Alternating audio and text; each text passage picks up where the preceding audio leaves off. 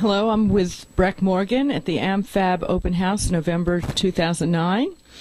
And we're talking about his work and his life. And tell me, I know you started out as the owner of Morgan Signs in Norwalk. And did you enjoy that work, and are you still with them? No. I left Morgan Sign Company to my daughter to go sailing around the world. Excuse me. It was a wonderful business, and I enjoyed it all the time. About once or twice a year, I got a chance to do outdoor murals. I was trained as a fine artist, and so and couldn't sell paintings, so worked for a sign company for a while, and then opened my own. And but the great part of it was that I got opportunities to paint a lot of outdoor murals. So the one on Donovan's of the Alice Wentworth and the one of Sheffield Island across the street were the first two that I did, but I did a number of them around Norwalk and Bridgeport and Stamford and Fairfield, different areas. So so yeah, the sign business, yes, was very good to me for many years. What inspired you to make that trip around the world? It seems like a big project. It is. A number of things. First of all, it was a dream that I had since I was a kid. You know, the idea of sailing away to the South Pacific, at least, you know, was something that I'd been thinking about, dreaming about forever. I was originally going to do it when I was 17, 18. And then I was going to do it shortly after I was married, and then the kids came along, and so it was put off again. And when my son finally graduated from college, I sat there and realized I can put all that revenue, you know, all that money that I've been paying for college into a boat now, you know. So that's exactly what I did. And 2 years later, I had everything pulled together and said goodbye and started off sailing around the world. How long did the trip take? 4.5 years. It was, the original plan was about 3.5, three and a half, but almost a year and a half got added on for a couple long stories. But I got stuck for a while in Malaysia, and I got decided that I was not coming across the North Atlantic in November, which was the original plan on the way back home. So added 6 months by going down to the Caribbean and coming north in the spring. But yeah, so plans changed.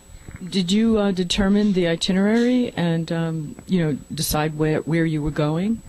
Pretty much, yeah. I mean, things changed along the way. You know, you make a plan and plans change, but the original plan came from a book called World Cruising Routes by Jimmy Cornell, and he's got plan 1, A, B, and C for circumnavigating the globe. One's a little shorter, one's a medium, and you know, and I took the 2.5-year plan, you know, extending it out to about 3, and you know, and stuff, and pretty much followed the route that he had set out initially. My understanding is you stopped off at different locations to service your boat and take a break. Yes. And along the way you did wonderful paintings and drawings. Yeah, before I left, I had a huge party, and I had, a big sign-up sheet for any place that I was going in the world. I would send watercolors home, so I got, I don't know, about 25, 35 commissions, you know, at my going-away party to do. And I took a whole bunch of them and fulfilled them in New Zealand while I was there. I was there for 6 months. But yeah, I did 15 watercolor books that I filled, and lots of photographs. So I have enough reference to last the rest of my lifetime from that trip. That's wonderful. And after it was over, you were inspired to become a painter. Well, you already were. I had gone to art college, you know, art school, to be a painter, and that was the first great ambition, and stuff. And as I said, when, you know, I had odd jobs and painted in the evenings and at night and weekends, and never sold quite enough to support myself. And so the sign company, sign business as a trade, you know, had a lot of the elements that I'd learned about in art school. But no, I'd always intended to, you know, paint. And so it was a break. That sailing around the world provided the kind of break that I thought was necessary in order to be able to set up a studio after I got home. And my responsibilities were less, you know, once the kids were gone and stuff. So yeah, it was time to change. So now you have a studio on the 4th floor of the AmFab building in downtown Bridgeport? Well, east side of Bridgeport. East end of Bridgeport, actually. I'm told there's a difference. Okay. And what kind of work are you concentrating on? Almost all marine nautical art, a I'm represented by the Russell Janician Gallery here in Fairfield, and also the Green Gallery up in Guilford. Both very nice places, and in both cases I focus a lot on the voyage, the scenes that I encountered, a lot of the and water, just lots of different boats and water and stuff, and the different craft that I saw along the way. So yeah, I'm endlessly fascinated by painting water and sky and boats. I noticed you work in many media, watercolor, oil, acrylic, drawing. I've also done a lot of pastels. They aren't in this show, but also work in pastel. But it's primarily acrylic painting is the predominant medium that I work in. And I noticed there were 2 prints too. Recent. Yeah. That's great. I Yeah. really like them too. Thank you. Thank you. That's supposed to be the start of a series for the book that's going to be written at some point. Oh, okay. But so they're intended as illustrations of the book about the voyage. Printing is such a, it takes a lot of, you have to have a press, it takes a lot of space, and it's a big project. Right. I work with a guy named Jim Reed at Milestone Graphics, who's a Tamron-trained master printer, and he's got a little shop here in Bridgeport as well. And he and I have worked together off and on for a number of years. And yeah, he does a magnificent job. He sets up the stones. I work on the stone, and and then he pulls as many prints as I can afford. Wasn't he involved with UConn for some time? Yes, he was involved over at UConn and Stanford as a director of some of their programs down there. He's been an instructor up at the Lyme Academy and in Lyme, Connecticut. Yes, he is. Yep, and he does a little bit of teaching now. He's drawn back on that, but primarily works with private clients who come in and print with him. There are a number of different artists that do quite a bit of work with him. I also noticed you paid reference to a professor of yours in your show today. Tell us about him. George Chaplin, absolutely wonderful guy. He was the first guy to inspire me as an art student at the age of 19.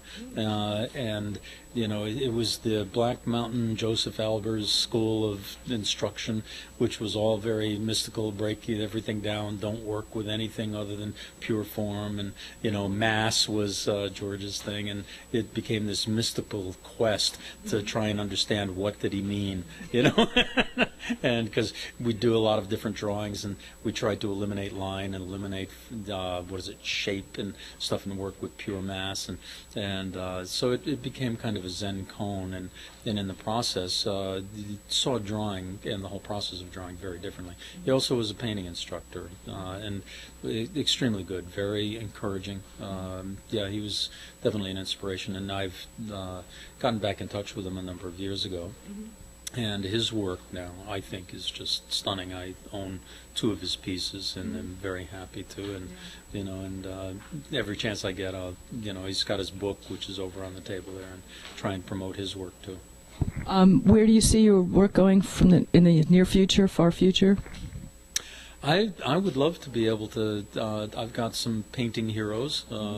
One being a guy named Christopher Blossom, who's a marine art painter, who's extremely painterly. You can tell that it's both paint and the thing that he's trying to represent. I like that.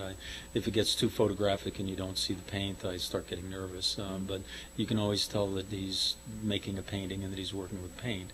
So I would like to improve my color skills, improve a lot of the kind of technical training that actually was not part of my college work. It was not an academic school. It was an avant-garde school. So I feel at this point in my life I'm picking up a lot of the technical skills that I should have learned years ago, like how to mix complementary colors, stuff like that. I know there are many old-time seafaring painters from the previous centuries that are wonderful just to see. Right, Albert Pinkham Ryder, one of my absolute favorites. Absolutely no detail of any kind, but moods and mystical scenes that are just amazing. There are a lot of painters. Certainly, oh goodness, I've seen some of the seascapes by the Gulfstream guy, Winslow Homer. Another master marine painter. For about 2 years ago, I did a series of studies that were small 10-inch by 10-inch squares, and I would take all of the boats out of the paintings, and I would look through books of marine painters, such as the two that I've mentioned, and I would paint just the sea and the sky and try and get the tone and the feel and the way that they handled water and the way they handled clouds. And the series was fascinating. I learned a lot in these little, kind of crystallized pieces of study, color studies, basically, were fascinating. I learned quite a bit from that. Well, thank you very much. It was great to talk with you today, and you're welcome. And we hope to see you again soon. Hope so as well. Yeah. Come on back. We will. Thank you.